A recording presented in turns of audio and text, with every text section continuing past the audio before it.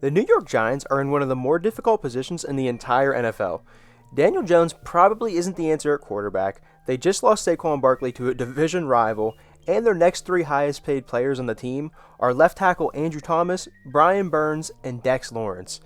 And the roster after those three guys is just simply not good.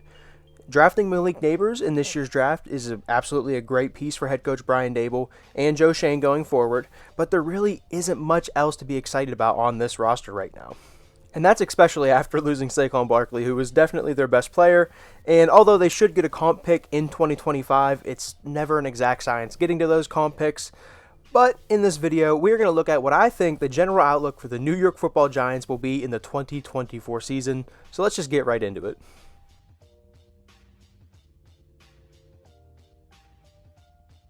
And let's just start with the quarterback situation. And I want to keep these videos that I'm doing, we're trying to do these on all 32 teams. I'm trying to keep these about what is the 2024 projection to the team.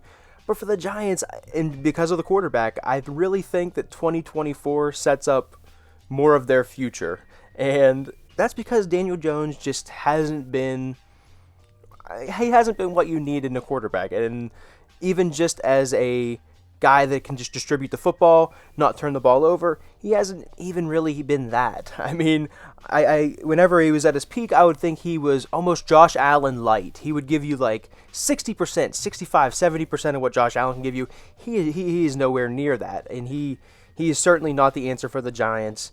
And they do have a potential out in his contract after this season in 2025, the next offseason coming up. So I think the plan in 2024, even to let Daniel Jones play, I think you'll be okay with that. Let him collect his money, all that stuff. But don't plan to be bad. You never plan to be bad. But being bad in 2024 for the Giants to take one of these top guys in 25 next year, I think that's not a bad formula to start with. Getting a franchise quarterback has to be where it starts for a franchise. It's really that simple. I know you think about the Lions building a team around and then dropping a quarterback in type of building a team mentality that way. But I really think having a franchise quarterback, really just a quarterback that's not going to turn the ball over for you, especially as a rookie or a younger guy, not going to turn the ball over, maybe can give you a few explosive plays from the quarterback position. That's really what you need, and Daniel Jones is not that. But I think moving on into the future, maybe you can get one of these guys. And who knows, maybe they don't like any of the guys in the 25 draft, right? Maybe they aren't in love with, whoever the guys are coming out in 25. We have no idea really, but we have no idea who the top guys will be by next year. We will see what the Giants do. That's what I think their best path forward. Being bad in 24, being bad at the quarterback position in 24 is not the end of the world. And we're going to get to some of those other things. We're going to get to some of the good parts about the roster, but the quarterback needs to be figured out, and I think 2024 could potentially set them up to figure it out. But real quick, let's just talk about how awesome having Malik Nabers is going to be for the Giants, not just this year, but going into the future for Daboll, for Joe Schoen. He would have been a top tier receiver. He would have been the number one receiver if Marvin Harrison Jr. wasn't in this draft class. He would have been the number one receiver. He would have been the guy going in the top 5. He did go. What did he go? 6, 5? He would have been that top guy. But super super awesome talent. And you have him on 4 cost controlled years and then a fifth of control, their 5th year option. But that 5th year option, it isn't really a value anymore. It's very, go look at the 5th year options. They're almost franchise tag numbers. Like they're in the $20 millions for receivers, which is about what you're going to pay anyway. Maybe you're paying a little bit more, but that 5th year isn't necessarily cost control, but it is a 5th year of control if you can't get to a deal or whatever. But yeah, so you have 4 years of cost control plus that 5th year. That's 5 years of a window that you're really going to have.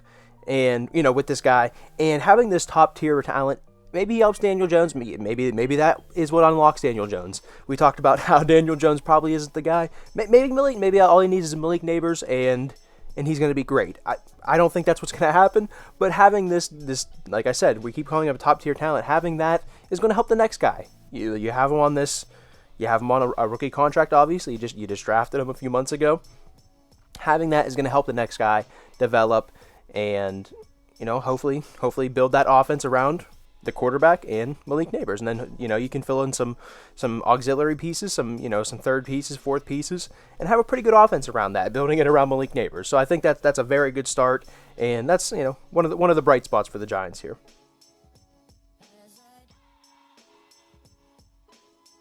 And you heard me mention about the Giants opening a window with taking their next quarterback and having Malik Nabers on his rookie contract. So let's just kind of talk about that. Let's talk about opening up this 4-year window in 2025. If all this would go right, of course. That's if the Giants are bad in 24, they get one of these top quarterbacks. Let's talk about that plan here. And you're going to pick a quarterback in 2025, so you're going to have 4 years of cost control on him, plus a 5th year of an option. So that's 25, 26, 27, 2028 with your quarterback. Malik Nabers is going to be on cost control for 3 of those years. So he's going to be on for 26, 27, 28, and you would still have his 5th year option as well. So you're going to have this little window of 2026, 27, 28, and then 29 of a rookie quarterback on a rookie contract at quarterback. Malik Nabers is on a rookie contract for 3 of those, and then of course his 5th year option. That gives you a huge opportunity to build an offense, build a whole team around those 2 guys, around just those 2 guys. You can fill in the pieces here and fill in the pieces there. You're gonna have money to do that. You should have money to do that, right? If you can, you got to configure your cap, of course, and everything. But just the idea of having a cost control quarterback and a tier 1, number 1 receiver, hopefully, that is amazing. And I really think the plan is to acquire as much draft capital as possible for the Giants. And that maybe that's moving on from guys. Maybe that's moving on from long-tenured guys that are in the team that maybe you can even flip for whatever. Or just let them go, right? Just let go of their money.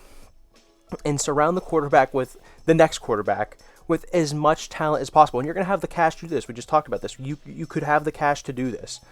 You're going to have the most expensive positions on the field on cost control deals. You could, of course, along with this plan, right? Along with this plan, you're going to have 2 of the most expensive positions on cost control. Surround these 2 guys with the most talent possible. That's offense and defense. Both sides of the ball, and just build a really good football team. And then hopefully your quarterback take your steps in there and you go from there. But that's kind of the plan, I think, for the Giants. And I think it all starts with 2024. And I said I wanted to keep these videos about 2024. And I know we talked about sort of the future in this one a lot about the Giants, but I think 2024 opens all of that up. Because if they're not bad, if they're picking 15 or 16 or something like that, or 10 or 11 or whatever in next year's draft, they might not be able to get one of those top guys. So we'll see what happens, but I think this is probably the ideal scenario for the Giants in 2024 and going forward. The Giants have had a fall from grace after Coach Daboll's first season in New York in 2022, but it feels like this really doesn't surprise too many people. I feel like if you would have told people at the beginning of the Brian Daboll era that Daniel Jones and the Giants weren't going to be very good in a couple years if they had stuck with Jones, I think most people would have believed that. In a way, the 2022 season delayed the inevitable for New York. A total teardown of the roster is needed, and GM Joe Schoen needs to get his hands on a franchise quarterback. And the worst part about this for the Giants right now is the NFC is wide open, with the 49ers really being the only truly dominant team right now. Of course, there are other contenders out there, but the Giants could easily be competing with just having a competent roster on Sundays. But as for 2024, I expect the Giants to be competing and looking forward to one of the top picks in the 2025 NFL Draft. Thank you for watching.